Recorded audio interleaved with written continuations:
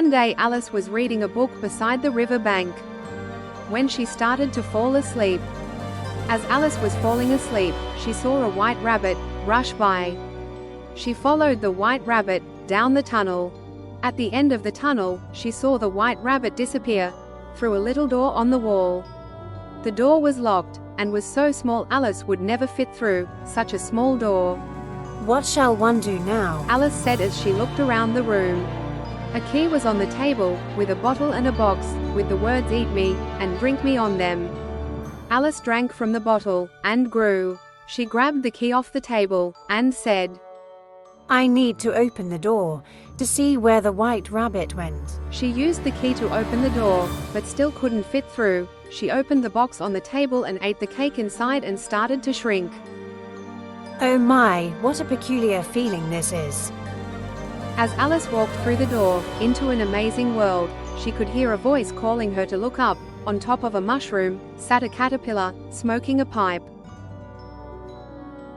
Hello, young lady. We don't get many visitors. I'll give you a bit of advice. Eat this mushroom. It will make you feel much more like yourself. The caterpillar disappeared as quickly as he had arrived, as Alice started to eat the mushroom. First she grew large, then she shrank to the size of a snail, but after a few more bites of the mushroom, she was back to her normal size. Alice wandered around the forest until she heard a voice talking to her in riddles. Hello, she shouted. She followed the voice to a fork in the road, and slowly, a mouth appeared with a big smile, then a head. Hello, I'm the Cheshire Cat. You can go that way to the Queen of Hearts, or take the other path to the Hare. I wouldn't go that way if I was you.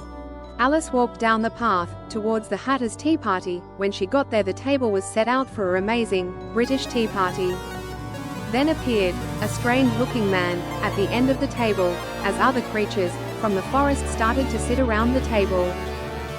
After a while, trying to make sense of what everyone was saying, Alice decided to leave before she became as mad as the Hatter. You're all quite mad. I'm not staying a second longer. Alice walked down the path for a while, and came across playing cards, painting white roses red. What are you doing? asked Alice, but before they could answer, the Queen of Hearts arrived with her soldiers.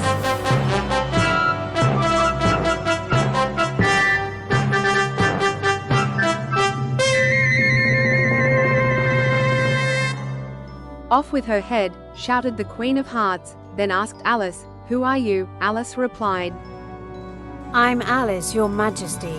The Queen said, Let's play croquet. If you win, I chop your head off.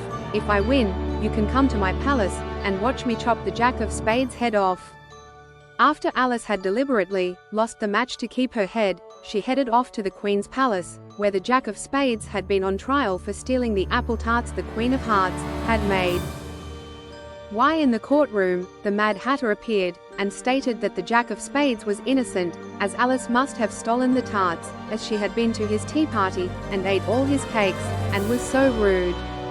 Then the White Rabbit said Alice had stolen his drink and his cake, without asking, and had used his key to the door. The Queen of Hearts shouted off with her head. Alice was furious and started to grow taller and taller with anger, until her head almost touched the ceiling. Alice could hear a voice saying, Wake up, Alice. It was Alice's sister waking her up. As Alice woke, she couldn't remember if it was a dream or not. Curiously, what a funny dream that was. Alice thought as she looked through the looking glass. Whatever next, when I fall asleep, will I ever be able to return to that wonderful world? It must have been real, as Alice looked deep into the mirror before getting ready for bed.